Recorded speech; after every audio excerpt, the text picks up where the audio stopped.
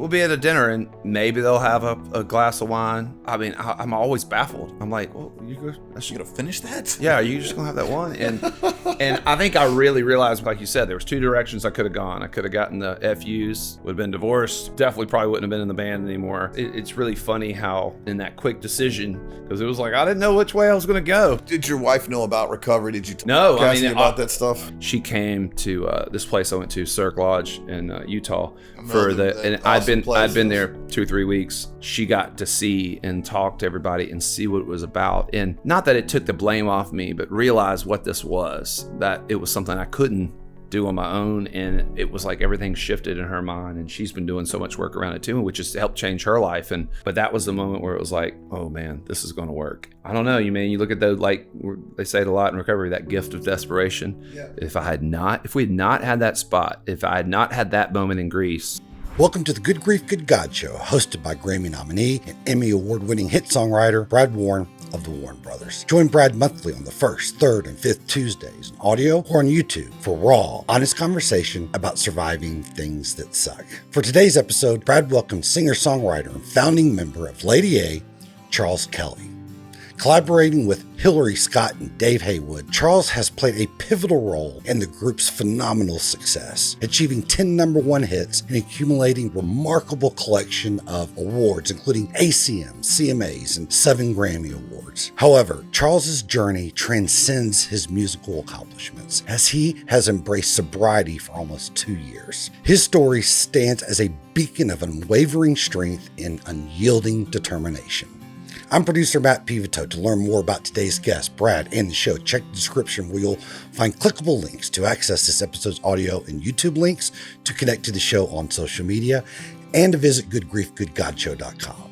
There on the website, you'll find the most up-to-date show information, including links to the back catalog of episodes, plus more. Lastly, we value your feedback, so please hit that like and subscribe button and leave us a comment or review. On the behalf of Brad's wife and executive producer Michelle Warren, and segment producer and guest booker Lisa Bolt, thank you for tuning in.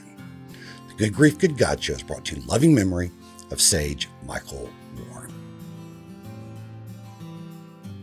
Doing its thing for that. Do you have a? Yeah, I said here's one. All feeds off itself, but it's. Yeah. Oh yeah, we share a tattoo I guy. finally did this. This was a guy came in, got the hand. I was like, well, there goes my. Did that hurt on your hand? No, Okay. he was a single needle guy, and it didn't hurt at all. Mike didn't do that one. No.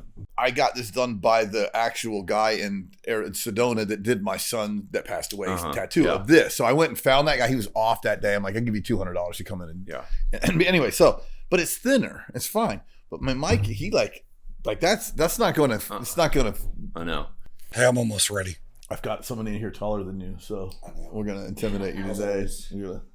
Speaking of being tall, I should have stuck with basketball. I could shoot, but that's about it.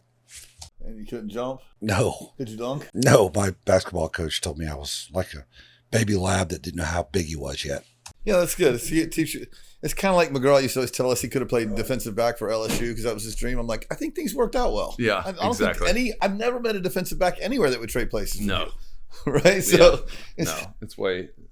Well, it's like all musicians want to be like athletes, and every athlete I've ever met is like, especially golfers. Like I've got to do a lot of those programs, and they're all like, I would give anything to be able to get on that stage and like do that. I'm like, I see it because it's cool to be like, I would give anything to be able to dunk a basketball like Michael Jordan, but I can't do that. So it doesn't but like music, people think they can do it because you can play 2 chords.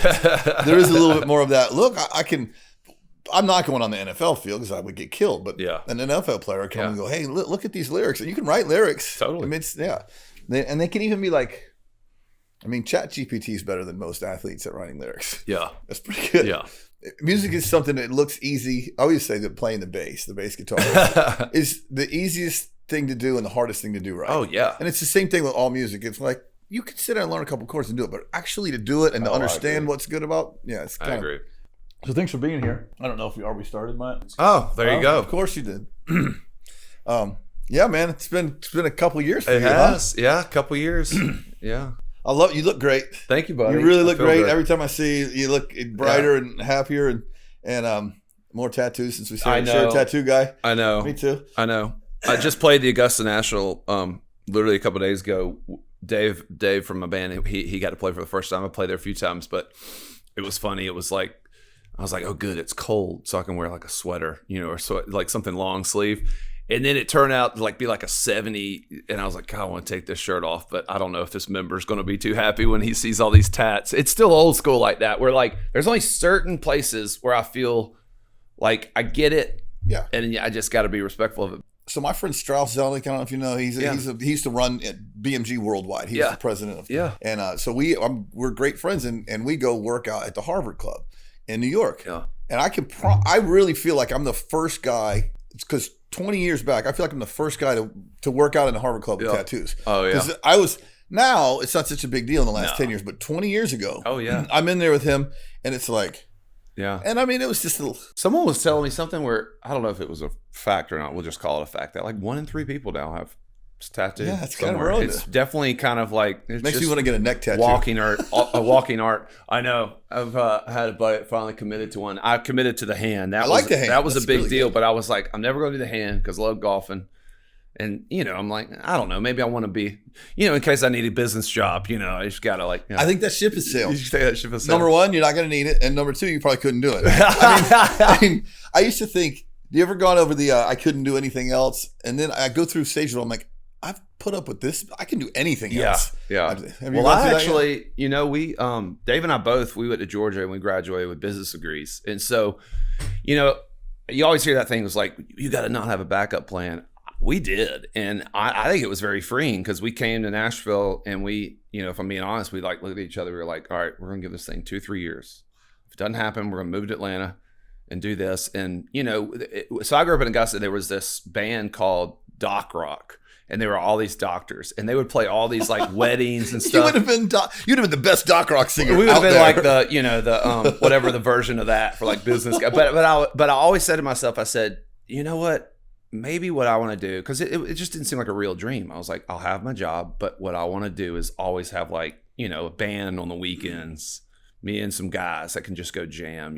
So I wonder how many of those guys that come up to you and me and whoever might be and go, man, I had a band in college and we were really good. There's probably some real talent in there. Well, I don't know what made me think about it, but have you ever seen, you ever heard of Mudcrutch? Oh, yeah. It was Tom Petty's first band. I saw them at the Ryman like months before he died. That's what I'm saying. And there's like his high school band, you know what I mean? And they just became just normal job. And then, he was like, kind of got nostalgic and was like, I want to get Mudcrutch back together. And they put out an album. I was like, how cool for them. Because like one guy was teaching drums at a music store. Another guy was a school teacher. Well, and when you're comparing it to some of the best musicians, this I'm addicted to now. Yeah. I've snuffed in the other room. I'll go get it. Yeah, it's good. I mean, my wife is like, you just, trade one thing. You got to have something that's By the way, I have certainly traded one addiction for several others. Yeah.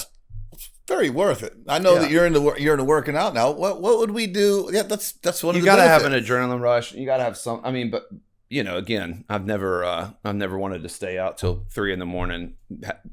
By having too many nicotine Zen pouches. I've never gotten pulled over for driving. That's for having too many. It's funny. We had the discussion because our lovely producer Matt smokes, and we're all telling him to quit. But smoking cigarettes and having nicotine does not change your immediate behavior. I don't even think I get a buzz off it anymore. But no, it is funny you're talking about that getting pulled over. I got one of the best feelings was I hadn't gotten pulled over in years. One of the best feelings I've ever had in my life. It was about 3 or 4 months after coming out of treatment, and I was heading to an AA meeting, and I guess I was going a little too fast through Belmead.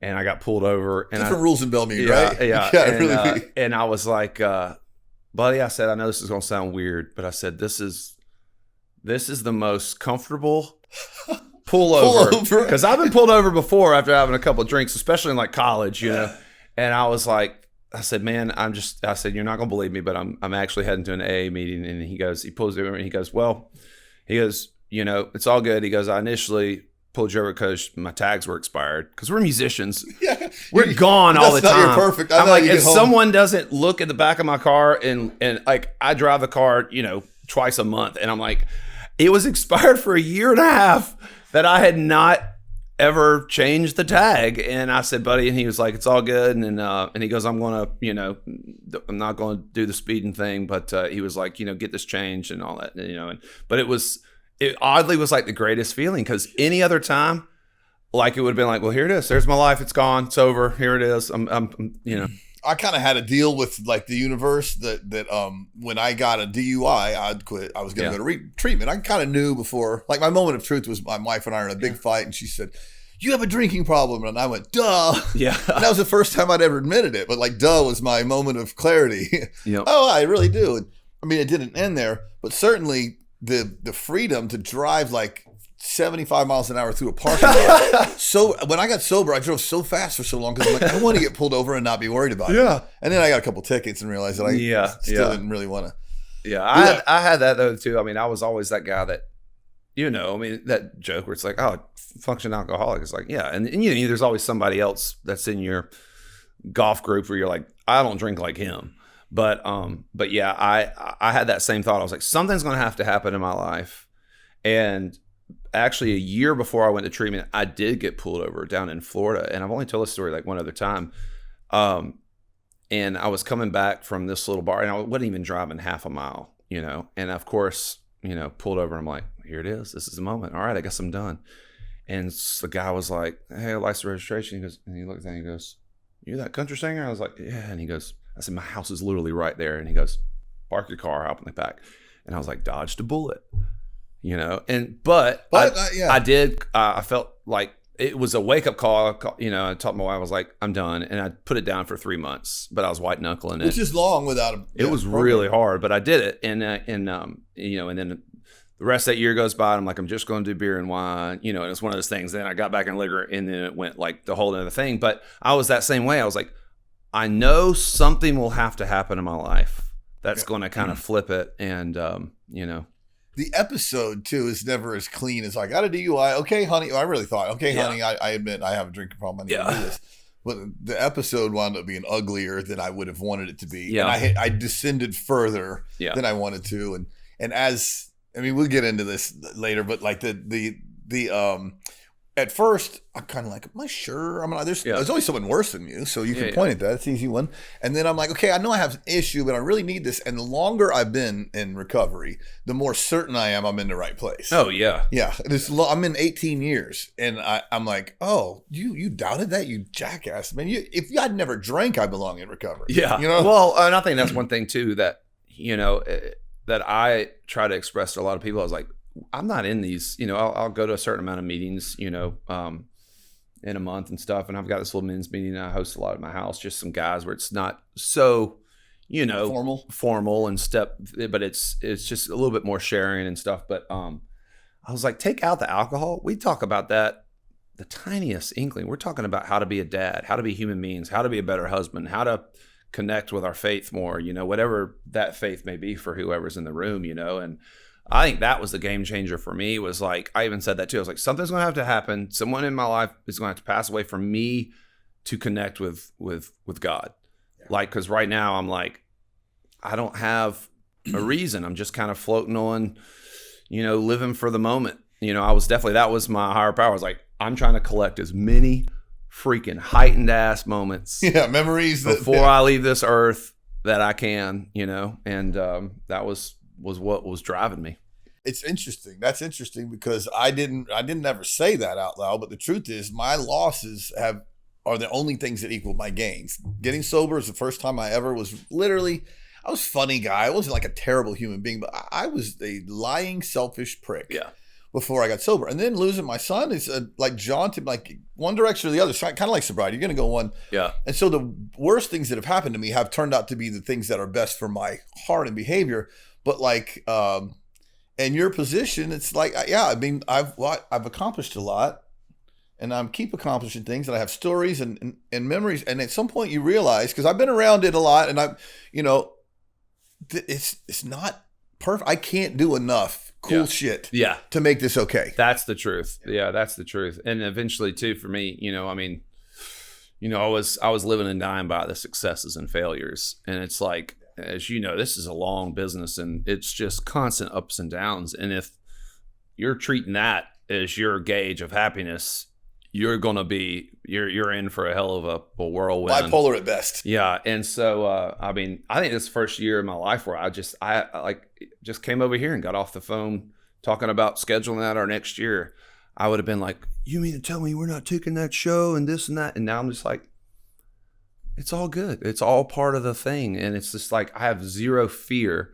I have some healthy expectations, for the future and some desires, but like, I think this first time in my life where I'm like, hey man, we've done it. Like now, like what do we want our lives to look like? So it's been really healthy. I mean, all of it has come at this like perfect time in my life where like, I felt like I needed to be a little bit more present as a father. I was not a good husband. I was super selfish, and it was nothing to get into an argument after coming back from the golf course. And then just like drinking at her and being like, well, she ain't gonna leave me. We'll wake up in the morning. Kind of picking a fight. So you have a reason to drink at her? Yeah, sure. And like things like that. And so taking that stress off, it was like, I'm drinking to kind of escape stress, but then I'm creating the stress it was really, it's a circle. You happen to be in a band with two of the most well-adjusted level people I've ever met. I don't know them that well, but like literally like. Oh, and they both can like, we'll be at a dinner and maybe they'll have a glass of wine. Maybe they'll do this. And I mean, I'm always baffled. I'm like, well, you're going to finish that? Yeah. You're just going to have that one. And I think I really realized when I did try to do it on my own there for those 3 months, it was like when I remember I was in Paris with my wife and I was like, I think I can what do you think about me having a glass of wine? We're looking at the Eiffel Tower and I had a glass of wine. I was like, I just want one. Sure enough, I talked her to let me have two. Slowly that kind of went back. But it was like, having two pissed me off more. It's like, to me, it's almost was easier for me to go, it's all or nothing. Like, and like you said, there was two directions I could have gone. I could have gotten the FUs, would have been divorced, definitely probably wouldn't have been in the band anymore. Yeah. And, it's really funny how in that quick decision, because it was like, I didn't know which way I was going to go. And I went this direction. The night I got sober, the night I quit, the night after I quit, I'm done with this. I'm in LA. We have, a big blow up. Usually, if you're married and you care about your wife, that's the blow. That's the issue. Yeah. So you blow up, and then this jerk off guy that I had told that I'm done. I'm really done. And he broke out a big line of cocaine and put it on I'll never forget, on a map what a dick. In his car. And hey, come on, man, here you go. And I have no idea to this day why I didn't do that. I was kind of like, I wasn't like. Actually, I probably was a cokehead. I shouldn't say I was. But if it was there, it was kind of like if it showed up. And I couldn't think of a reason. I'm in LA. I'm in my wife and I are going to get divorced. This is going to be over. There's cocaine. I've been sober for like 24 hours. I can start over tomorrow. Do this and let's go. And for whatever reason, I had just decided that was it. And I was done. Yeah. I was really done and I didn't do it. And I'm so thankful that I did, because I have no idea where it would have landed. Yeah. The revolving door, I did have a few. I was sober for 3 months and then I'm just going to have wine. I did that one. How did that look? Like, did your wife know about recovery? Did you talk to Cassie about that stuff? Even when I went to, we had this, we had had a lot of different little episodes over the years, and the pandemic didn't help, where I just started, the kind of only thing you could do was go to the golf course, and it started turning into, a couple, screwdrivers before the round, 5 or 6 cocktails during the round, come home, Golf is such a drinker sport, isn't it? It is. And that really kind of developed the day drinking a little bit more. It revved it up for sure. But we had this little trip with several other couples going to Greece. And I had come off a long run. And I really think I might have even gotten like COVID. And we go there and I'm just feeling awful. And I'm like, oh, the only thing I can do that's going to make me feel better is just to get after it. And I started getting after it. She was on my case. Towards the end of the night, in Greece or like on the way? In Greece, like when we're there, and like at some point, one of my buddies like, let's go out. We gotta see the downtown Greece. I'm like, cool, boys trip. This would be great. And she's like, hell no, I'm coming with you. So she comes out with us, and some of the wives end up coming. And she's just, every time I order a drink, just getting on my case. And I eventually just had like the fuck it's, and I was like, fuck it, turned my phone off so she couldn't friends me, and I just took off, and I ended up staying up at this random like bar with like bartender just drinking all night, and just like, and then like the sun comes up, call her, and she's like, picks me up in the little rental car. We come back and she's like, I'm heading back to Nashville and you need to find a place to stay. And I was like, oh no. And so anyways, we like are end up at the airport and she's crying and we have this talk and she's like, you got a problem? I was like, I know. And she was like, you need to go to rehab. I was like, I know. And it was like this like, ha ha. Yeah, the sky opened. I'm done. I'm free. I was at it. But that first, the month I was there, I didn't know if I was coming home or having to get a place. And that was a scary thought. And I have a 7-year-old boy. Me either, by the way. Yeah. Yeah. And I'm obsessed. Like my life, I live and die by this like child and the thought of like not being able to come home to him was so scary. And it wasn't though until, and this long story to say, she didn't buy into didn't know what it was all about. She came to this place I went to, Cirque Lodge in Utah and I'd been there 2 or 3 weeks, and she got to see and talk to everybody and see what it was about. And not that it took the blame off me, but realize what this was, that it was something I couldn't do on my own. And it was like everything shifted in her mind, and she's been doing so much work around it too, which has helped change her life. And but that was the moment where it was like, oh man, this is going to work. And I don't know, you look at those, like they say it a lot in recovery, that gift of desperation. Yeah. If we had not had that spot, if I had not had that moment in Greece, we probably could have puttered around for the next 5 to 10 years, unhappy, horrible husband. It wasn't like we didn't have some moments. I mean, we talk about that too. It's like, listen, there were moments I could have 2 or 3 glasses of wine and be fine. But the ones that scale started tipping, where it was like more and more outrageous behavior. And but I look back at it, I'm like, thank God. I'm so glad it happened now. Like I don't have to be, I get so much more runway of this way of life. Interesting, because I had this thing in my mind. I kind of knew I was headed there. And I was not ever a daily drinker. I was a binge drinker. So when I would go, I just went too far every time. So we would have great sober days and it would be fine. And then I would, as soon as I had 2 drinks, it was 6 and whatever.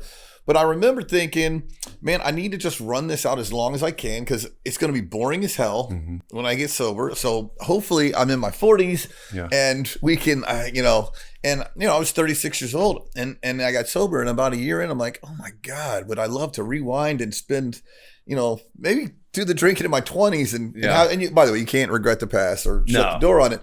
But there's definitely something about, if I had known what was on this side of it, I would have definitely been in earlier. Yeah, it's an interesting thing to like to admit that like a freaking liquid has nipped you, and that was really weird to me. I was like, trust me, I can mentally be like, I don't need to have this thing, but it really draws you back in such a weird way. But I definitely was always use that excuse. I was like, I'm on stage. Like, how am I going to, there's so much boredom and all those things. And you just start replacing them with other things that, are healthier, but also really enjoyable. And for me, like, I never read. I'm like, I love reading now. I love learning. And I love like working out and running. And although I will say my body does not like it. Like, I look the best I've looked in my life, but I feel like shit. My knees. I don't run because I hike. And I think I'm going to have to stop running. I think it's everything wrong with your hips and your knees and whatever.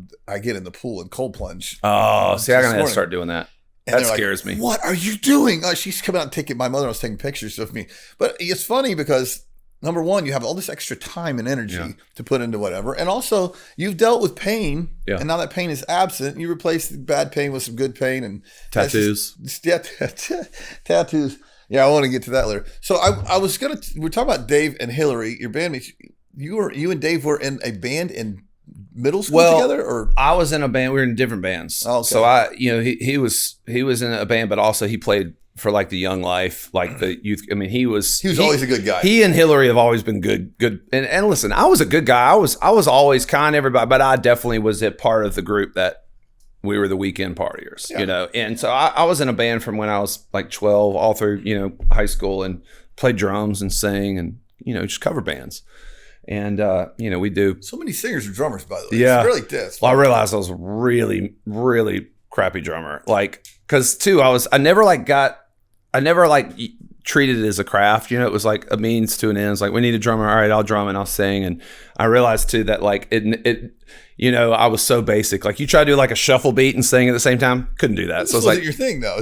Yeah. Actually, you played drums when we went out. We went out with you guys. And you did Red Solo Cup and let Brett and I come out and sing it, and you played the drums. Nice. I was like, oh, holy hell! Josh played. Yeah, I can like do Brett. it. Brett plays drums. I could do a solid Yeah. like 2 and 4. Yeah, easy little beat. But yeah, so I played kind of growing up all through, and Dave was in another band, and we went to college, same time at Georgia.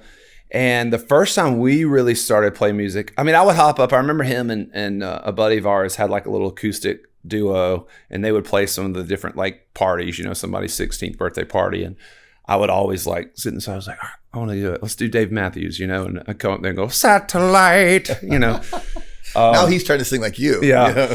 And so we're kind of doing that a little bit. And we go into college, and I'm like, all right, music, that was fun. It's fun. It's a fun party trick. I would hop up on stage, some band, whatever bar was there. I was like, hey, do y'all know Mustang Sally? So that was my got to get the itch out. But none of those songs sound like your voice showing off either, which is funny. I just wonder how many people back then were like, man, you're a great singer. I think they could. Yeah. I think, they could tell I could sing, but I don't think I didn't really find my voice. I mean, in our cover bands, I literally had like 5 different voices. I'd be like, blame it all on my roots. And then I'd be like, Maroon 5, and so it was like, who the fuck am I? You already sound better than him. But no. But like so trying to find my sound, and we got in the group, I'm going all over the place. This is what I do when I talk. But when we got in the group, having Hillary and I was able to sing a little lower, I really found my sound by doing that. Because I don't know if anyone ever told you, but the first time I heard, what was your first Love Don't Live Here Anymore? Yeah. Okay, so I heard that. I met you guys. You were opening for Martina, and we were close to them, and we went out and saw you guys. And I met you at another concert before. Yeah. But and I was like, oh my God, he sounds like Greg Allman. Anybody ever tell you that? Well, that's my hero. I mean, it was like, but you had that tone of, and you just don't think there's a couple guys on earth that you just can't mimic, Chris Stapleton and whatever. And I was like, and you weren't mimicking him because you really have more of a pop flair. No, it's definitely more of a pop. It's a Greg Allman pop type of thing. But and I was like, damn, this is really going to be something. And of course, Hillary seems like an angel, but it's more, this sounds sexist, but it's not. It's more common for a girl to have a beautiful voice. Yeah. A man, you can get by with, I'm a stylist. I mean, some of my favorite singers suck. Like Bob Dylan, you can say sucks, but he's a stylist. He's great. Yeah, exactly. But when you hear a man have a beautiful baritone voice, thanks, man. It's kind of stopped me. And then it's like, well, are the songs going to come? And damn, they did, huh? Yeah, it was a hell of a journey. But how'd you guys find Hillary, Bus? So long story short, so Dave and I, we're at Georgia, and he's living with one of my fraternity brothers, and we would always go over to their place, and kind of pre-party. And one time he's like was piddling on his guitar, and I was like, man. So my brother Josh Kelley, who he was great singer as well, yeah. And so this is right around the time Josh had like put the song "Amazing" up online. It gets all this traction. Next thing you know, he's got a record deal, and it's becoming a hit. And the little part of me is like, damn, I'm jealous. Like I was the singer in our band. I didn't even know my brother could sing. And I was like, Dave, we should start writing some songs, because Josh is who I used to write some. We wrote some songs in our high school band and stuff. And Dave had the same thing where he could just follow. He knew structurally, chordally, like where songs should go and how to do it. And we wrote this horrible song at the time, but it was called Carpe Diems on Vacation. So like today, like I'm not going to seize the day today was our concept.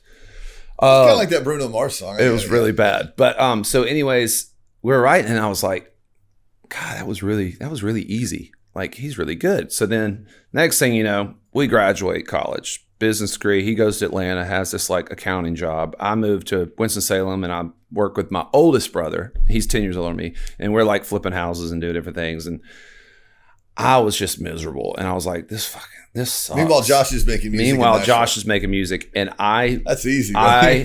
In the summer he had a run of 4 dates with Dave Matthews. And I went, and he let me hop up and sing a song each night. And the reaction was mammoth for me, That was it, right? I was like, I'm doing this. And I told my oldest brother, I was like, I've been there probably maybe close to a year. I was like, I got to give this a shot. And Josh had just bought a place in Nashville. And so I literally just packed up my stuff. I left. They joke. I left everything like in this little house I was living, like my clothes and everything. And I moved to Nashville, and then Josh goes on the road, and I'm like, I'm alone. I don't know anybody. We're living out in like Cool Springs, so we're not like in the mix of downtown. Yeah. And I'm just like kind of going out on my own at night and just kind of depressed. And I'm here for a few months, and Josh kind of comes in and out, and we work a little bit on music, but I didn't know what to do because I didn't really play guitar or anything. I didn't know anybody. And so I called up Dave and I said, hey man, have you ever thought about writing some, like making some songs? And he was like, I don't know. I'm here in Atlanta. And I said, dude, what if I come up on the weekends when you're not working and we just write some? So I would come up every weekend and drive from Nashville to Atlanta. And he used to take us out in his company car and we'd go to like Hooters or something. I remember that was a big treat. I had no idea, by the way. He's like working a regular job. He was working a regular job, had a 401k, everything. And we start writing some really good songs. And I'm like, and he's kind of getting that itch too, where he's like, this is really good.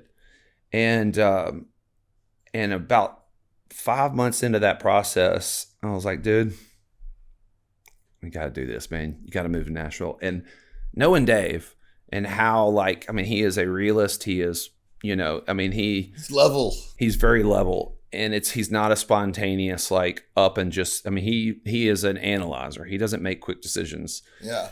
And I don't know what got in him, but he was like, screw it, I'm doing it. He cashed out his 401k. He moves to Nashville. Luckily, we get to live rent-free in my brother's house. Josh is never there. Josh has this Pro Tools studio up there that's just wide open. Which Dave either lo and behold, Dave had minor working knowledge. Now Dave's a producer, he's unbelievable. Great. And so anyway, so we start making some songs. So we do some solo stuff. It's a little bit more pop driven. And then all of a sudden we were like, well, maybe we want to be songwriters. So I started writing some country stuff. And I was like, now this is where my voice went from Adam Levine down into Greg Allman again. Yeah. And I was like, this is me. Like this feels good. Like this is where my voice needs to fit. Yeah. And I think there's a lot of singers like that like, to find your authentic voice, especially when you grew up playing cover songs, is hard to find. And higher's not always better. When I really knew it wasn't my real voice, we would do a show and I could only last about 7 songs. And it started blowing itself out. And so I can sing all night in the register I sing it now. That's not really arrogant, but no, I mean, it doesn't blow my voice out. And so anyways, we started doing that. And around this time I had gone out to a little bar in Nashville, and Hillary was popping up and down singing with this, cover band. She'd get up there and I think she did like a Pat Benatar song and like maybe like a Trisha Yearwood song, and I was like, you're really good. And she was like, hey, I've heard some of your music. Like, I'm a fan of your brother, Josh. She's like, I went to his top friends and like, I'm listening to your stuff. Actually, I think you're really good. And I was like, oh man. I was like, dude, this girl's hot. Like, and I was like, hey, why don't we write some songs? Thinking maybe she's good, maybe she's not. And that night I went home and got on MySpace, and I didn't realize she had already had like professional, well done songs. Demos, yeah. She had 2 songs on there that ended up being on our first record. One of them was Long Gone, and the other one was, it might have been I Was Here or something. And I was like, Dave and I looked at each other. I was like, this girl's the real deal. And I said, all right, she's going to come over in a week and we're going to try to write a single for her. And we wrote this song called, Dave and I had this idea, almost ended up being our first single, All We'd Ever Need. But it was the first song we wrote. And Dave and I had like a little bit of the verse and a little bit of the chorus, but we didn't know how to like finish it. We didn't really know what we were doing lyrically. And she walks in, we didn't even say hello hardly. It was like, hey, check this out. Walks in, Dave's on the piano, and she gets the second line like that. And I'm like, whoa. So anyways, we do this. We record a version up on Josh's rig with just Hillary singing. And all along, I've been singing along with the song with her. And she goes, this needs to be a duet. I was like, really? All right, let's do it. So we did a duet version. And after that thing, I was like, wow, that's amazing. It's the little turns. The little turns. Crazy. It felt, if she had never said, let's make it a duet, it felt like the best song we had ever been a part of. Yeah. So that meant something. And lo and behold, we found out later that she, was working with Victoria Shaw. She, had a development deal that had just fallen through literally, apparently a month before I met her. So she kind of was in one of her biggest disappointments in her life. And here this other door opens. And about a couple months later, I started playing that song, another song we wrote. And then I don't think we'd written Love Don't Live Here yet, but I kind of called her up and I said, man, I've got this crazy idea. I said, let's just start a band. And I was like, I think at the time we called ourselves like Springdale. I don't know what that sounds like a golf course. I think because it sounded like Sugarland. We were like, Sugarland was there. I was like, Springdale, that feels kind of cool. And so anyways, the next thing we do is sometime later we wrote Love Don't Live Here. And that was when I was like, that's the sound. That right there, it's Southern rock meets country. Her voice smoothed out the Southern rock in mine and made it more country. Yeah. And so I was like, the pieces are here. And so it just all started happening. We driving by these Antebellum homes. I was like, Antebellum, that's a cool name. Lady Antebellum. And just like it all kind of happened. And it was just a crazy little journey. And we started doing these little shows at 3rd and Lindsley. The first show we ever did was Open Up for My Brother. First song we ever sang was Love Don't Live Here as a group on stage. And, the ace in the hole we had was Victoria Shaw had all these people in town that she knew. So she would call up a couple of her friends. You got to check this band out. Next thing you know, they'd call up a couple of friends. And by our 4th or 5th show, only 4 or 5 shows into this thing, we had labels in there. And it was absolutely insane. And I didn't know who anybody was. Now, Hillary did. So she was nervous. And her parents were in the business. And so it was just this crazy little journey, man. I look back at it. And it all happened so fast once it kind of went. But, for me, it was, I've been there now for probably a year or so in Nashville. It didn't happen fast enough for me, but once it started happening. It seems like immediate, but I remember hearing about you guys and you were going to sign a deal. And then I met, I think Tracy Gershon. We almost signed with Warner, and I don't know what it was. I think our manager, we had gotten, CAA was the first people that jumped on board before we had a record deal or anything. And then next thing you know, we got a manager, and it was the same manager that does Keith Urban. And so, of course, they had a relationship with Capitol Records. But we were... Gary Borman? Yeah, Gary Borman. But we fell in love with Tracy Gershon and Paul Worley, who were over at Warner. Mm-hmm.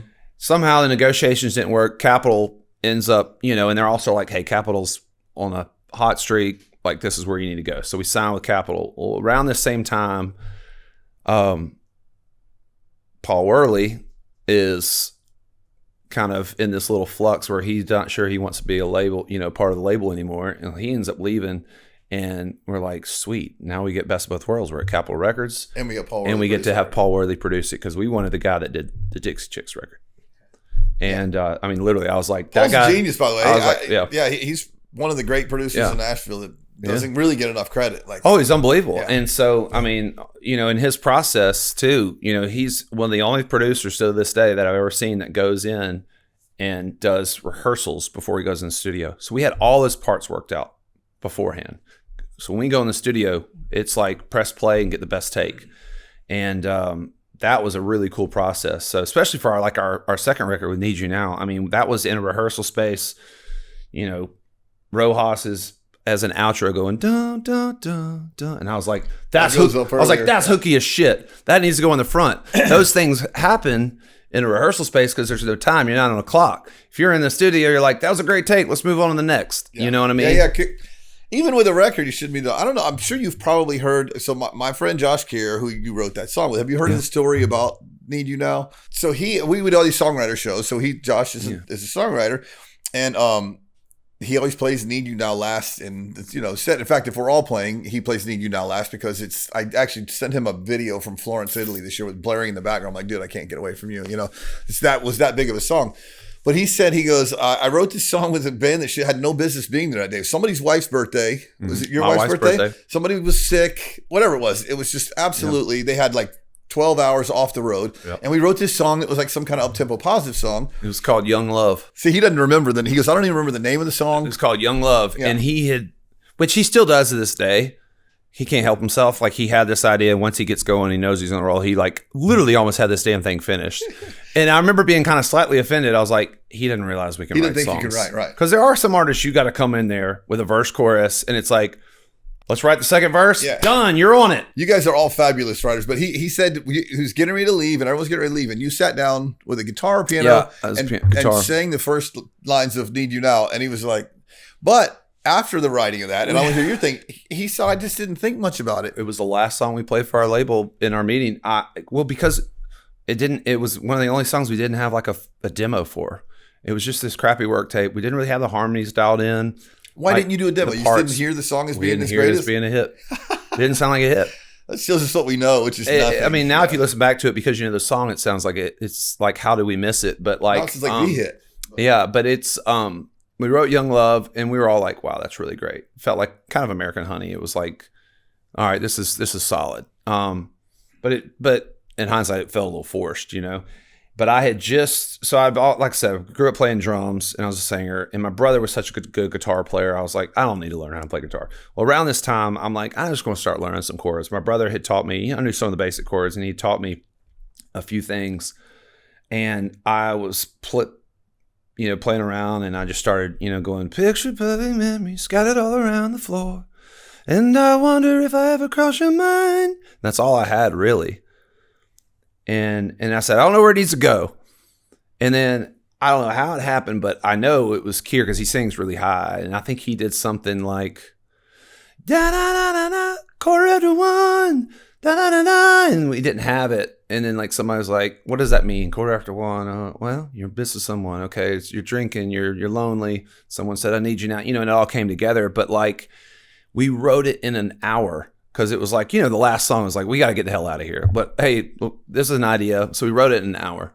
There's something here. It was worth finishing. But but didn't think much of it. So it's this little work tape. We didn't have the back and forth parts really figured out. And so next thing you know, we're going in the studio to do our second record. We finally had our first number one with Run to You. Love Don't Live Here went to number 3. Looking for a Good Time. Like stiffed at 11 Run or 12. to You was the first.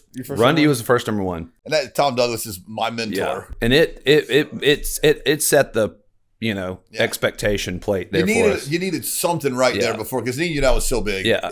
So we had an amazing demo for like Our Kind of Love, and we were like, this is going to be our big monster. It ended up being a hit, but I wouldn't say it's top 5 or 10 in our catalog. You can't. So we were like, okay, we got the hit, And so anyways, we would go into the label and play all the demos we had, and we'd go through everything, and literally we had a list, and people would check their favorite songs, because we were like, listen, man, we've written 60 songs.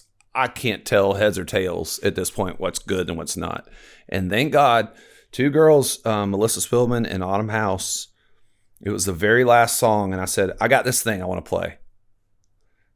And I said, just to make sure all our bases are covered, very last song, and I played it, and nobody really said much. And Autumn House and Melissa were like, there's something really cool in there. I don't know what it is, but something's really cool. Y'all should chase that. Those are 2 badass ladies, by the way. I know. If it wasn't for them, I mean, I look at how serendipitous everything, being in the right place, right time. And because we go in and rehearse, we were like, cool, we're going to take 20 songs in there, and 6 of them will go in the cutting room floor.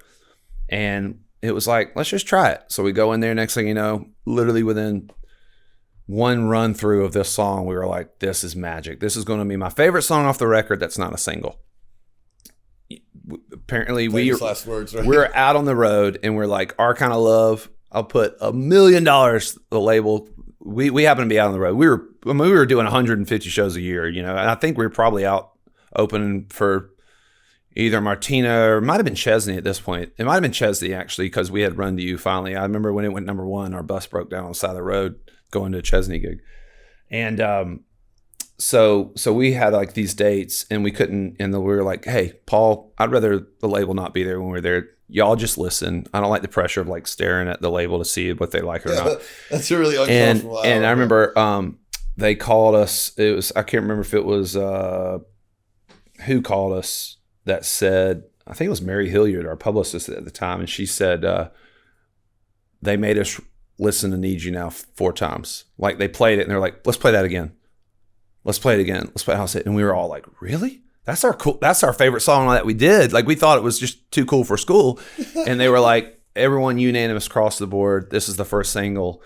And so that's kind of how it all happened. And the minute it went to radio, I mean, every song had been a grind. Like, Rundy was a grind. It almost died at 40, almost died at 30. Every song's a grind anyway. I know. Well, Need You Now was not a grind. Not a grind. It went out and it was like wildfire. We had never had that before. And it was like, there was no stress to it. It was the wildest experience. And it took off without you. It took off without us having to do anything. And I just think it was timing. It sounded different than everything else. It was fresh, a little pop, and it kind of worked. But yeah, that's the long Live story. Like You Were Dying and Cruise. Yeah.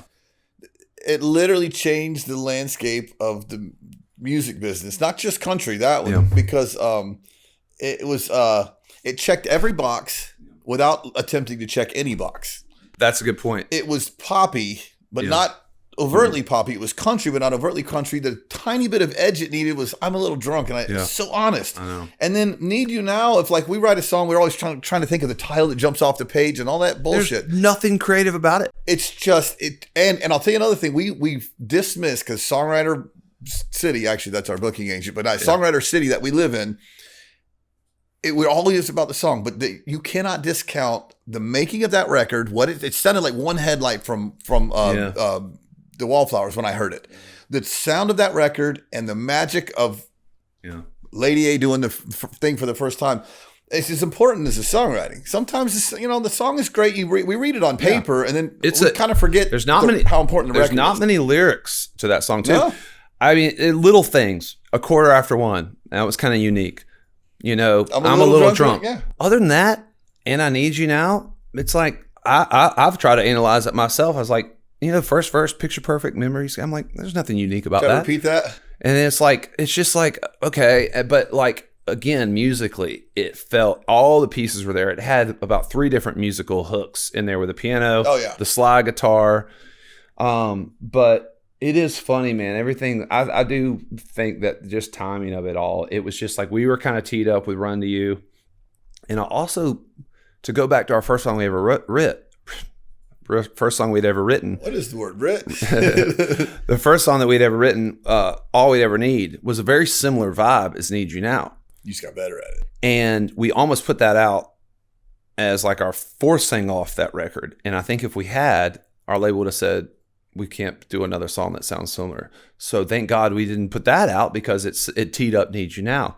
So there's so many little moving parts. You'd have had a career. You'd have been a hit act. You guys would have been successful. But nothing. Yeah. But there's like 5 songs I can name. Yeah. Since I've been here. I Hope You Dance. Yeah. I mean, it's just a very few. They changed everything for a minute. Well, when I look at, and I recognize that now, and and thank God for that song. I mean, it was, when I look at our hits, I mean, it was worth 7 number ones to us. They call it an evergreen, I look at that. That's the evergreen of evergreen. And I do look at it now, like the sound, like we were a part of a sound, when Luke did Country Girl Shake for me, he created a sound for the next 2 or 3 years. When Cruise came out, Cruise created a sound for the next 2 or 3 years. Now Morgan's creating a sound for the next 2 or 3 years. And somebody else will come out and they will create a sound. And I'm not saying we create I don't want to like make it sound, but I'm like, that song, without us even trying. You did create something, but it was a teamwork. It created something that people chase. Let's just say that. I've had more artists say, after Need You Now, I mean, I remember writing songs that were like, if another artist, especially new artist, comes in here and says, I want to write something like Need You Now, I want to shoot him in the face. And listen, I remember, when we were trying, after a little while, where it was like our style was kind of not in vogue anymore. I mean, we were like, we need to try to write something like freaking Cruise. And I said, let's try to, and of course nobody believed it because it wasn't authentic. And but I think every artist has those little moments where you try to. By the way, it's art, so you don't actually know. But I mean, you know how many single notes I put on a demo trying to, of course, and it's not even. I mean, honestly, it's a nod more than anything. Yeah. But it's just, and people will refer to when I hate when a writer says, "Oh, that's good enough." It's not good. It can be simple and it's great on that note. It fits. It just feels good. But that's good enough. Like to get.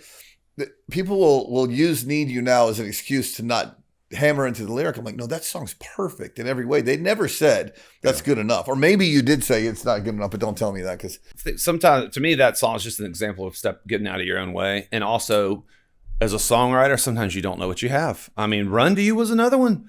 I wrote it and I was like, this is way too heady. Like, I run from prejudice. I run from pessimist. What the fuck is he saying? Like, all these things. But I was like, it's hooky. It's catchy. I mean, and, we wrote that song, Tom Douglas had this like just bunch of lyrics written out. And I was like, what are we going to do with this? Like Tom does. Yeah. And, and I mean, our contribution was the chorus. I was like, okay, these lyrics are cool. He had some other like verse lyrics. I was like, that's way too heady. That's way too Tom Douglas brilliance. like this is country music, buddy.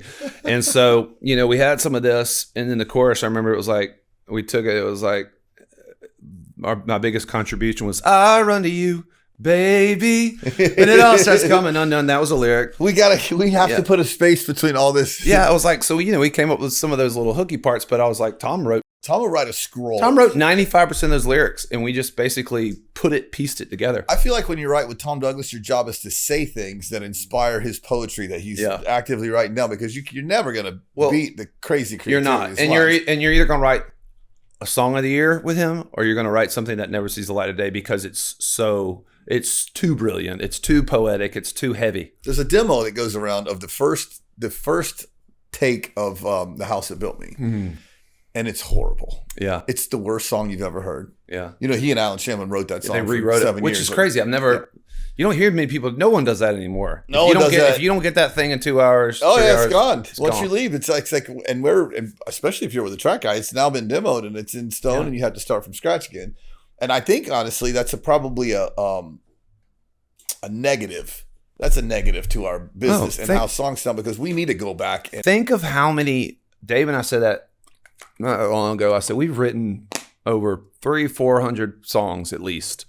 I said, I know there were melodies and there were hooks in there that if we just went back, and we say that all the time, when are we going to do it? Nope.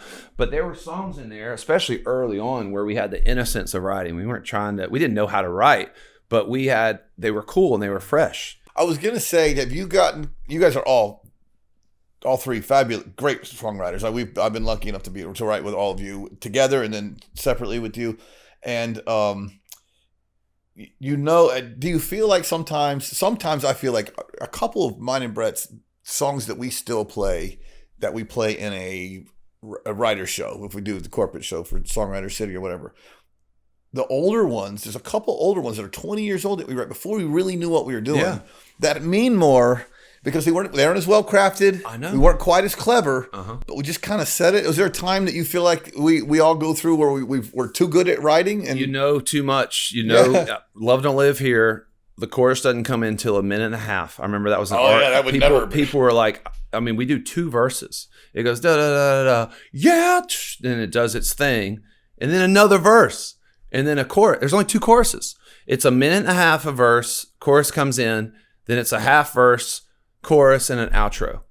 So there's no bridge, there's no third chorus. And I remember that was an argument that our label said. They were like, or the promo team, I remember it said, man, that radio's gonna look at this. The chorus doesn't come in until a minute and a half. And I looked at everybody. That time you just you think you know everything. I was like, does this song sound like a hit? This song's badass. Nothing sounds like it. This is the one. And it felt like I'm No Angel a little bit. Yeah. Oh, no question. And I was like, holy cow. I remember hearing it and going like, wow, that's you guys were playing.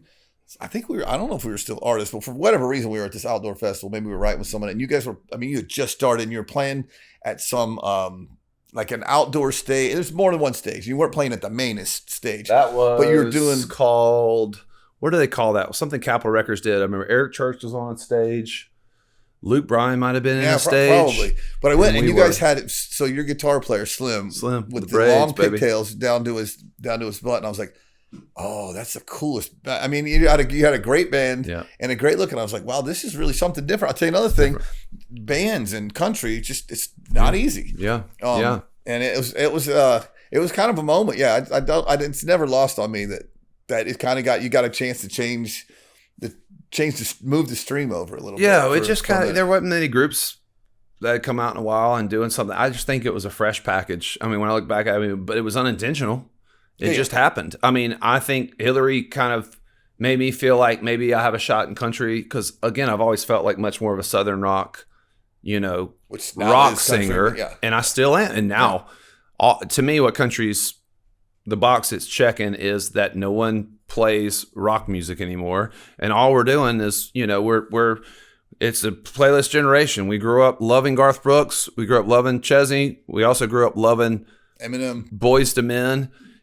I grew up, my biggest influence growing up, I love like Led Zeppelin, Allman Brothers, but like Nirvana and Pearl Jam. Yeah. I got this video of me at like 12 years old going, Jeremy spoken clear, it's hilarious. You can do all the voices, which but, is good. I don't mean to overcredit you but I'm talking about the synergy of how things happen. By you guys peeking through, your voice kind of lends itself to the soul guy. It allows, because Chris Stapleton was here when you got here. Yeah. And he was writing songs, and everyone was like, that guy sings great, but it's never going to be an artist. Yeah. And certain things have to happen. Well, who knows? I can look back and, kind of internally, know in my heart that we were a part of some stuff, but so is everybody. I mean, gosh, look at what Sam Hunt did. He kind of opened the door for, a little bit of that talky, rappy thing. And then you got, it just, everything opens the door for the next thing, and, but it's fun to feel like you're a part of it. And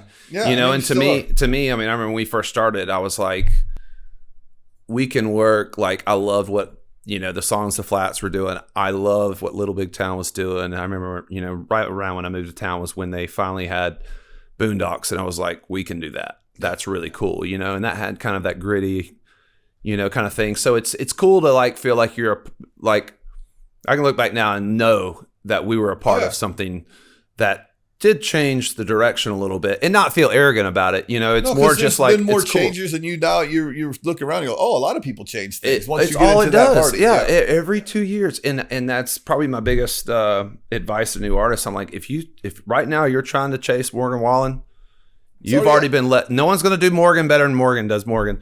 And I was like, you got to be part of the next thing, because they're like, and even the God love them, like radio, and it's like, well, it's like, yeah, that's what's happening now, but you got to make sure that you're a part of the next thing that they're going to bite on, because like, well, no one's listening to like clean pop music. It's got to be a little bit more gritty, a little bit more edgy. And it's like, yeah, but the minute you say that, you'll turn around and the next Sam Hunt will come out, with something that just flips the script. So I agree with that on every business level. When you look at something, let's invest in Apple. No, it's too late to invest in Apple. Yeah.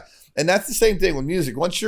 When you're looking at the music of the moment, you're years behind. You're 2 years behind. It is an open script. It's a funny story. When Tom Douglas said that when he heard Cruise on the radio, he brought his wife and he said, "Hey, come here and listen to the song that just ended my career."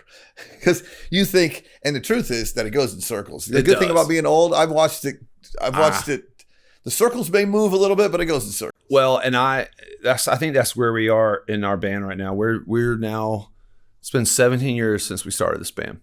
Are you kidding? 17 years. God, I feel really old. And I was like, guys, I've been reading a lot of books. Read the Greg Allman book, read the Tom Petty book, read the Paul Simon book, read the Elton John book, read the Led Zeppelin stuff. And I was like, you already beat the curve. I was like, all these artists, have gone up and down. And I said, in my favorite bands, they all lasted maybe 7 to 10 years. I said, we've already won. I said, and so that's, I think with us, we've had some moments where we've chased.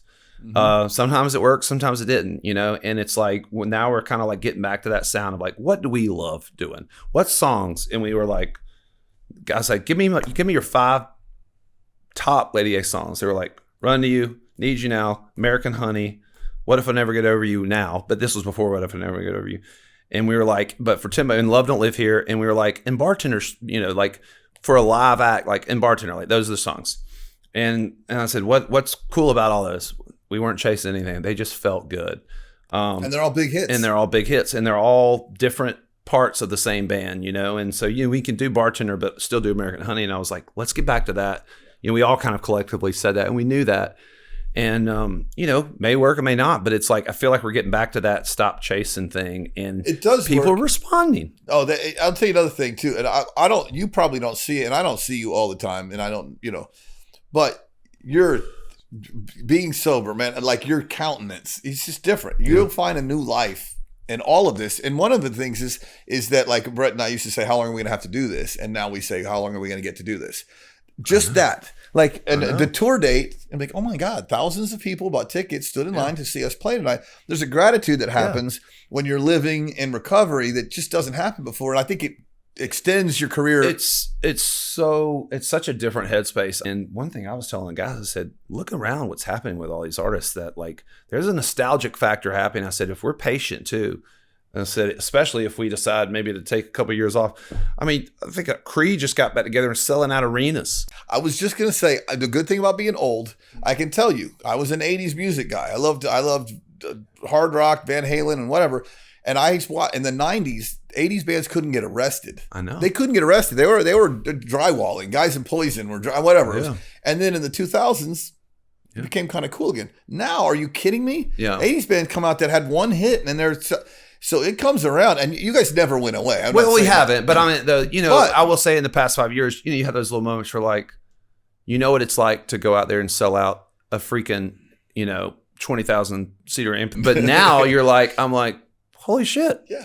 We're still selling out 10, 12,000, and you're like, now when we go and night. We're doing an hour and a half, 2 hours, it's hit. And I said, those people are walking away going, holy crap. Yeah. And so it is a completely different headspace. And, to me, longevity and I told the guys today actually on our call, again, pacing out next year, I said, if I name like an art, I want to be when I get in my 50s, 60s, I want to be the Vince Gill. I want people to be like, he like collabs on some stuff. He's Vince freaking Gill. He doesn't go out there and he's not selling out 20,000 people. It's Vince freaking Gill. Yeah. The musicians love him more than the people even. And I'm like, I want to be that where it's like, we're there. He's got a calm countenance to him. And if he's not on the golf course.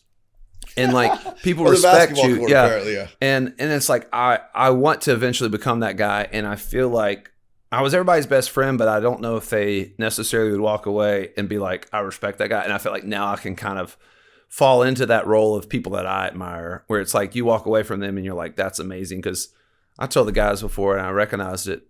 It was like I had a certain amount of respect with the people I work with and our band and crew because of how hard I worked. No one could outwork me. But the way I would maybe speak to them sometimes, or the way I would carry myself, the way I would do this, you wonder how many times, when you weren't there, everybody's like, fuck, man, that guy, he's out of control. He's a dick, or he's that. And I'm like, I don't want that. I want people to respect me as a human being. Yeah. On top of it. And by respecting them, it's just something I didn't really get. I wanted to respect me for all my bravado. Yeah. And the truth is, when I started respecting people, they respected me back. And it was the most intense thing. By the way, I worked with you before. I never found you to be anything but great. I always have. Very focused. You're a very focused guy. And when I say the change, it's not because I never saw you be an asshole. Yeah. You certainly were never one to me. It was interesting when we went on the road with you guys to write. I definitely looked at, I was like, well, we would have freaked out Dave and Hillary drinking, but Charles probably would have been drinking with us. How we drank. Oh, but God, it's just like as a passing thought.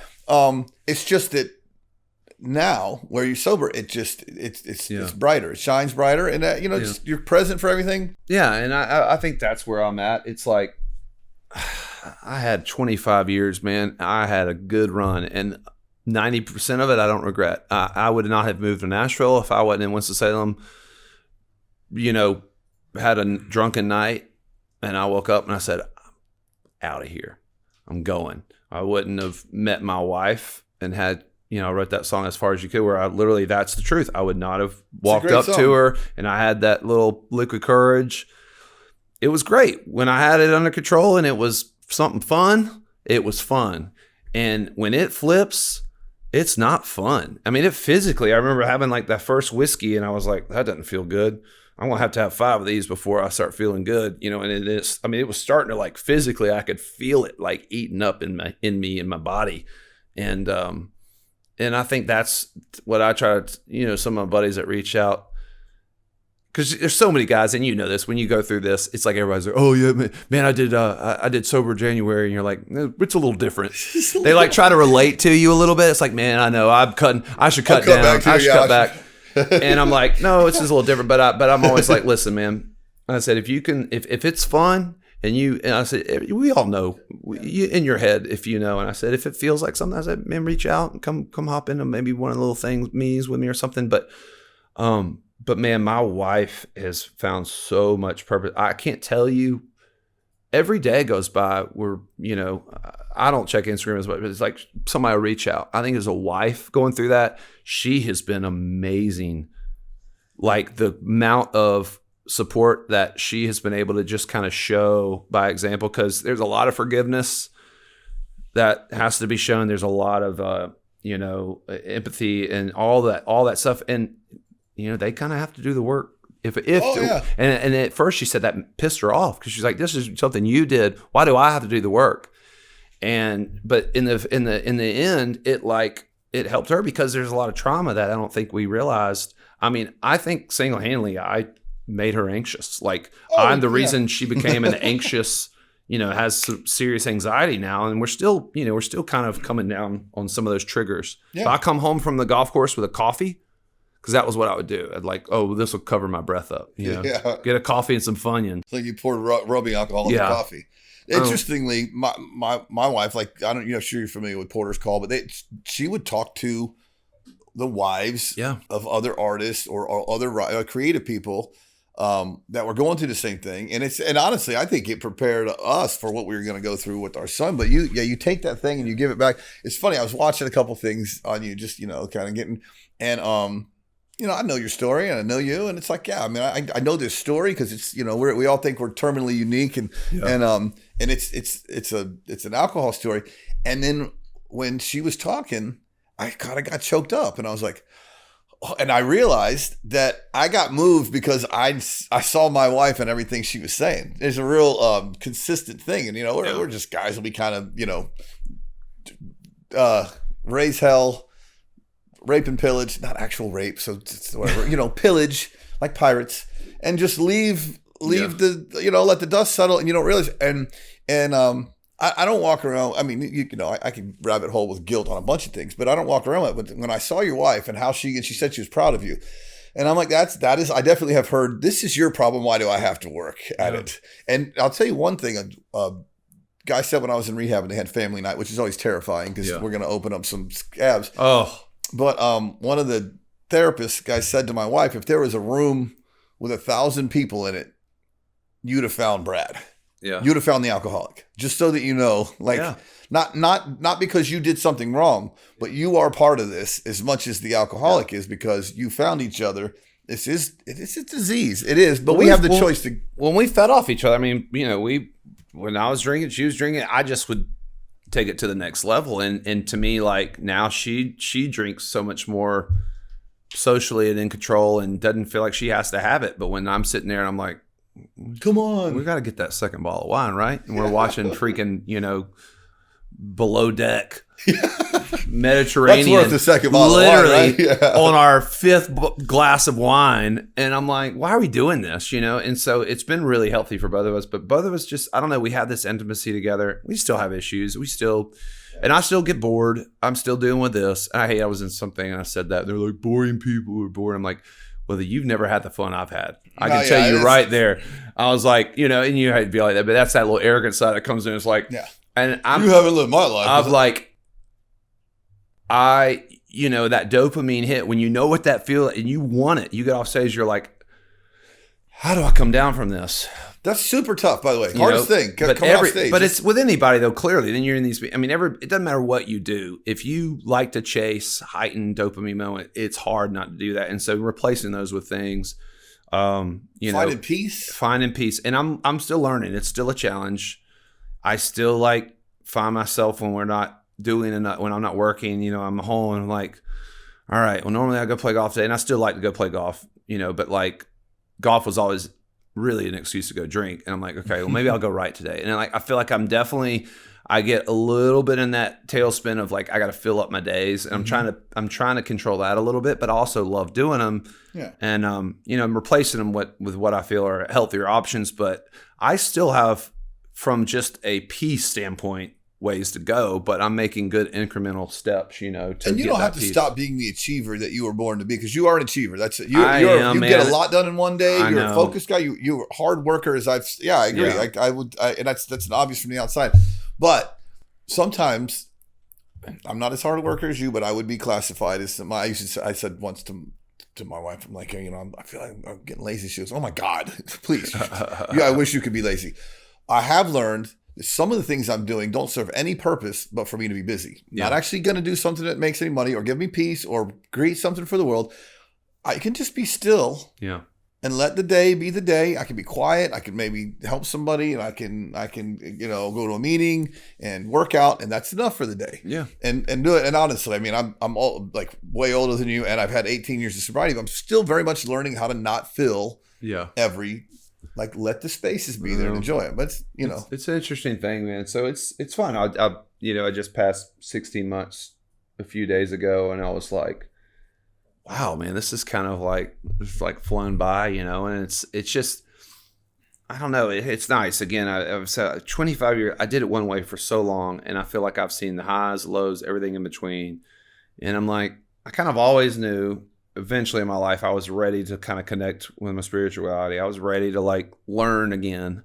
I didn't care about learning anything. I mean, I'm reading these Henry VIII books and World War II books and all these things. I'm like, this really happened? I'm like, my wife, I remember laughing. I was like, oh, she goes, you didn't learn about it? I was like, baby, I was in public school. They were trying to make sure we weren't, making out in the back of the class. It was like, I barely learned about American history, much less some of these things. But it was just a really cool adventure. It's a cheesy way of saying, but I feel like I'm on this second adventure of my life. Totally. I had a giant adventure, and I regret a lot of it. But I also don't want to shut the door and be like, oh, I could have. It's like, no, man. No, I got you here. It was great. And without it, I don't think I would have had perspective or something that pushed me into this, because I feel like I'll be prepared for. I've been really lucky. I haven't had much loss in my life. I haven't had too much disappointment. And I feel like I'm prepared myself mentally for when that does happen, and God forbid, and it's like, life is just this incredible little journey, and I'm just like, gosh, learning again has been fun. Yeah, I mean, honestly, loss is inevitable. It's inevitable. And getting sober allowed me to kind of experience loss for the first time. Not really. I lost my dad before that. Was just kind of crazy, but it doesn't. I always say recovery doesn't fix everything, but it does address everything. Yeah, and you kind of get ready for whatever's coming next. I'll be honest, man. I think it's a superpower. I think you're going to get so much accomplished in the next 15 years that might have been just to show up for the show, drunk guy, feed him a couple of airplane bottles of vodka to get him on stage. I mean, by the way, it happens all the way into your whatever, and you're functioning and you're there and you're a star and you feel bad because you don't look great. And instead of that, a whole brand new adventure. So, by the way, you could just relive what you lived sober, and it would be an adventure because it would be new and clear. I know, and it's just like, I don't know. And again, not having the fear, it's like I just feel like something will come, and I'm not trying to force it. I feel like in the years when I would try to force success too, it's like now I'm just coming to this spot where I'm like, I'm just going to let it kind of come. I've been writing a lot and stuff that before, I don't know. I just feel like I'm putting myself in the right place at the right time, as a songwriter, writing with these other artists, getting some cuts, and this is fun. This might be also a part of my story where I start doing that more. And I'm like, I never would have really had that in the back of my mind. And so I feel like I'm opening myself up to some different adventures, I guess I should say. And it's just, I don't know, man. It really, I knew I could do it. But I really did think, knock on wood, it was going to be a lot harder.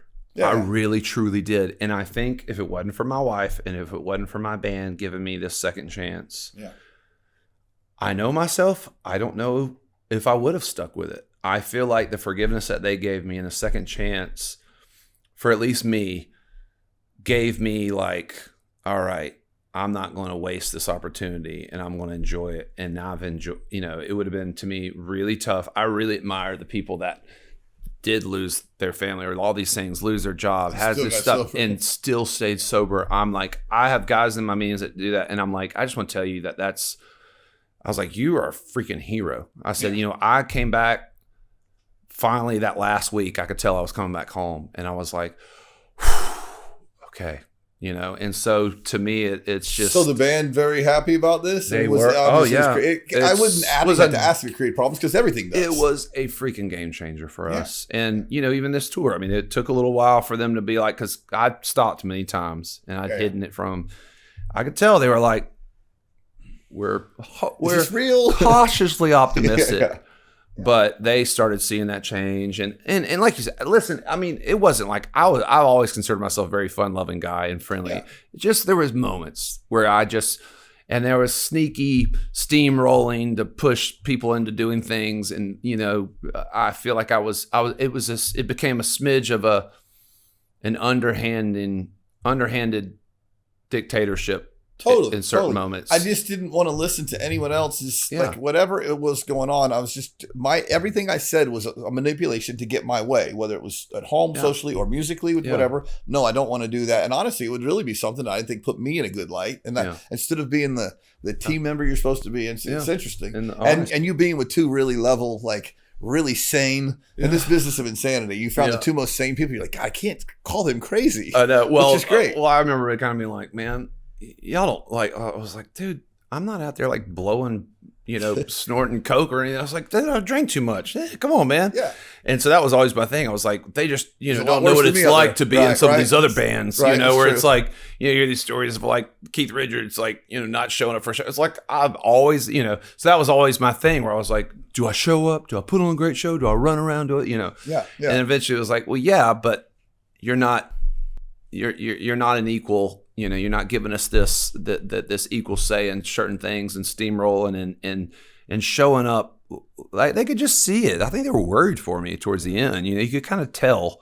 I can tell someone's absolutely an alcoholic, and you don't ever make that judgment for someone else. But if they say, I'm only hurting myself, well, okay, you definitely need to be in here because you would realize, even on just, I show up and I do my job. And why should there be...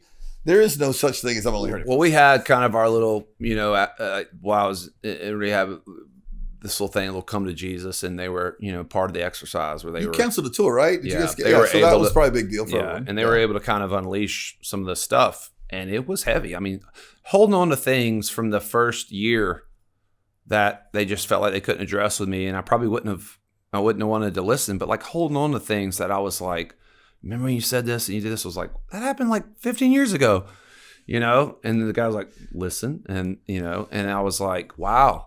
Talking about the scars that you don't realize. I was like, I was only hurting myself. I was the one that was doing this. Like, y'all weren't going through this. And it was like, yeah, they were. Yeah.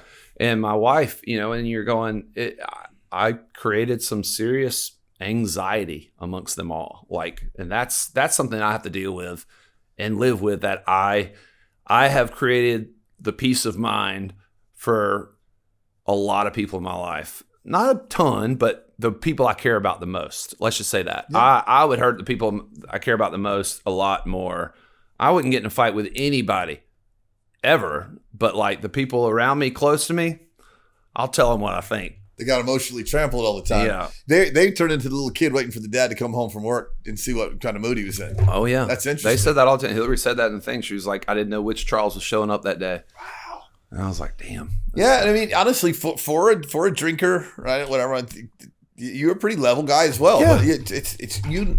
The interesting thing is you don't have to lose everything. You have to know. I mean, you know when you're getting there. Yeah. I have a quote for everyone. I usually say at the beginning, but since I forgot your quote, I love quotes. I always find them. This is Marilyn Ferguson, and the quote was, "You have to." Man, my eyes are getting really bad. Just wait for that. You have to break down before you can break through. And I just thought it's interesting to see the next whatever the next 15 or 20 years of your careers. Yeah. I love the Vince Gill comparison because, first of all, Vince is a guy who loves music. Yeah. And so he just joins in with whoever's doing whatever. And he's great at everything. He's a great singer and a great player and a great writer, all those things. Doesn't take himself too seriously, but everyone else takes him seriously. And it's like you pattern, like there's creatively, like Tom Douglas is like our mentor, and Jay Joyce is a great friend of ours. And I'm like, I want to live creatively between Tom Douglas and Jay Joyce, because Jay doesn't care what anyone thinks. I know. At all. And Tom is just so completely. I want to work with Jay Joyce before I get off this earth. You need to work with Jay Joyce. I don't know him very well, but like maybe he'll listen to this. Very one day. little that I can make happen, but honestly, I don't know why Jay really likes us. I love everything he does. I think he makes the coolest records, and when you're in doing it with him, it's even better than you think. He's a genius. Well, and we've always worked with Paul, Nathan Chapman, Busby, who passed away, and Dan Huff. All brilliant. And it's like they're all brilliant. It's just there's something in my head where it's just a one-off where I'm like, I would love to hear what we sound like with a Jay Joyce. I feel like he would just mess up our sound. Here's in the another thing: coolest Jay way. doesn't care whether it's a hit or not. Yeah. He doesn't care. Okay, so I saw this podcast, or I listened to it with Jay and the guy in the Foo Fighters. Dave Grohl? Not Dave, but the one of the other guys in the band has a podcast, and he's talking to Jay about the Eric Church records, and he said, that song Record Year, the beginning of it, the tone that you used on the guitar, I could tell that was you playing. And Jay's like, yeah, I don't really remember which song that is. It was a big hit. And the guy said, no, that's the song Record Year. And Jay's like, yeah, I just doing a lot of songs. When it leaves the studio, he doesn't care. That's wild. I don't think he shows up at number one parties. No. You don't see gold records. I don't know him very well. He doesn't go anywhere. But anyway, that's something I can actually make happen. We'll his go Flamin' Red record was life-changing for me. I listen to that all the time. I work out to that record. People work out, like, I work out to like Patty Griffin, Mindy Smith. Maniac, you do a little bit of that afterwards. Yeah, I love stuff like that. You want to get pensive when you're in there, right? I know. Well, it stresses me out if I listen, because I'll listen to like Audio Slave sometime, or like Rival Sons when I want to like rock it. I listen to Audio Slave a lot when I'm working out. And you're right. At some point, I'm like, I'm nervous. I'm like, I just kind of want, well, give me a little Coldplay while I'm doing some ab work. But I listen to meditation music sometimes when I'm really getting it. It's really odd. Yeah. Yeah. But it's there's just so much talent, and again, just the adventure of where it all goes. And I guess to get back to what you're saying, it's like you have to have these moments to then appreciate it and get out of your way. And I am so open to anything and everything as long as it feels authentic. Yeah. I had somebody tell me the other day, like, "Oh, would you do this? Or would you do this?" And I said, "Listen, man. Yeah, I mean, would I? If The Voice called me tomorrow, I'm like, heck yeah, I love music, love talking about music. If someone wanted me to be on Dancing with the Stars and get up there, that's not me. No, I can't do that. Would be me chasing publicity. And it's like the adventures of what can come in my life. I don't know what it'll be, but as long as I stay authentic. But like, if you had asked me that 5 years ago, I'd be like, oh, dude, put me on whatever. I just want people to like pay attention again. And so to have that headspace, of a healthy headspace, that I am open to anything this universe throws me, but it needs to feel right and authentic and do it for the right reasons.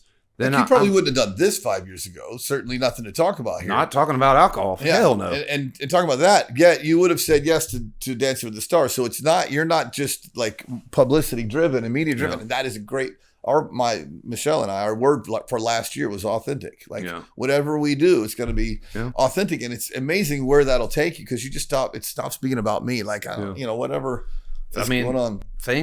I feel like things happen when you get out of your own way a little bit, and you just keep putting in the work in a healthy way. And to me, like, I don't know if it's going to be next year. I don't know if it's going to be 5 years, but 10 years. I know in my gut there's going to be some sort of artistic, amazing thing that happens with the band again.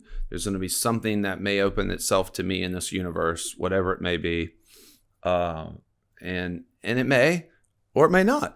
But either way. And you're good with either. I'm good with either. I mean, trust me, I have dreams. I have freaking desires. And that'll You'd never be great go on away. The Voice, by the way. Well, but I'm using that as an example. An example, you know. But you probably wouldn't have before. Like you really have to be present of mind to do those things. You do, and it's like just to see what could potentially happen in this world. So the Idol, if you're out, no. So Luke needs to retire. We've had enough of that. But like it's just. I remember I used to make fun of that. Oh, I don't want to go, people that go on those things. And I'm like, but talking about music, I love that.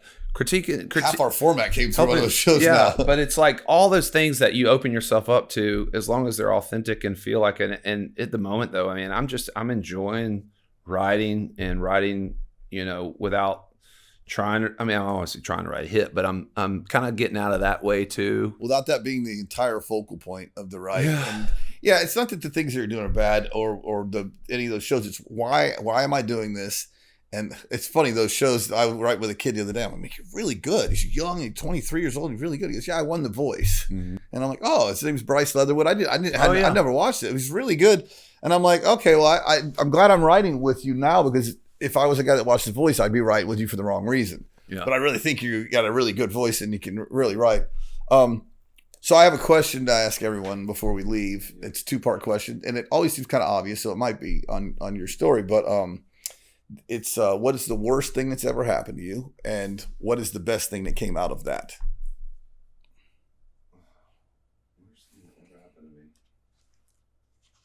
I mean, I can't go into crazy detail on the worst thing that ever happened to me, but I don't know. I think the worst thing that ever happened to me that I've recognized is the amount of hurt I've put my wife through. Like, that's something that I still, like, I'm like, I really wrecked a lot of her peace for many years, and that makes me sad to think about that, So I think that's the worst. That's the person I've hurt the most in this world.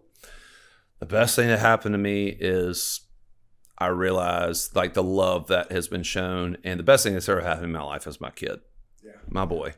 But now being able to actually show up and to be able to be called a sober dad, for him to be able to have that. We always had those boys, those buddies growing up where, like, you go over to his house, you're like, yep, there's his drunk dad, and he wants to come out and hang or whatever, and like thinks he's cool. Thinks we think he's cool. Yeah. And like, I'll never have to worry about being that guy.